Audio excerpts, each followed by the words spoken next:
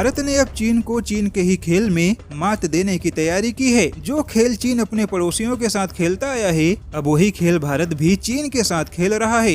दरअसल चीन ने बड़ा दावा किया है कि अब भारत अपनी सीमाओं से बाहर निकलते हुए वहां पर चीन की घेराबंदी करना चाहता है, जहां पर भारत का कोई लेना देना नहीं है। चीनी मीडिया ने दावा किया है कि भारत का दक्षिणी चीन सागर में कोई लेना देना नहीं है। इसके बावजूद अब भारत दक्षिणी चीन सागर में अशांति फैलाने के प्रयासों में जुटा है और इसी के तहत भारत अमेरिका के साथ दक्षिणी चीन सागर में सैन्य गठबंधन को बढ़ावा देने का प्रयास कर रहा है। दरअसल पिछले दिनों भारत और वियतनाम के प्रधानमंत्रियों के बीच एक वर्चुअल सम्मेलन हुआ था और उस सम्मेलन से चीन कितना परेशान हुआ है, यह बात अब जाकर सामने आई है। चीनी मीडिया ने कहा है कि चीन और आसियान देशों के बीच 2002 में दक्षिणी चीन सागर में शांति बनाए रखने के लिए समझौता हुआ था, लेकिन अब भारत दक्षिणी चीन सागर के बाकी देशों के साथ मिलकर चीन के खिलाफ घेराबंदी करने की तैयारी में है। चीन का कहना है कि भारत ने कभी भी दक्षिणी चीन सागर में आक्रामक तरीके से राजनीति करने का प्रयास नहीं किया, लेकिन अब भारत चीन विरोधी मानसिकता की वजह से दक्षिणी चीन सागर में वियतनाम, ताइवान, जापान और साउथ कोरिया के साथ ऐसी राजनीति करना चाहता है जो चीन की संप्रभुता को नुकसान पहुंचाने का काम करेंगे। वैसे चीन ने तो किसी के संप्रभुता का सम्मान नहीं किया, लेकिन अब चीन को अपनी संप्रभुता की चिंता हो रही है। अब चीन को ऐसा लगता है कि मोदी सरकार की राजनीति दक्षिणी चीन सागर में केवल व्यापार करने की नहीं है, बल्कि सैन्य गठबंधन को बढ़ावा देने की तैयारी है। वैसे व्यापारिक नजरिए से देखा जाए तो दक्षिणी चीन सागर भी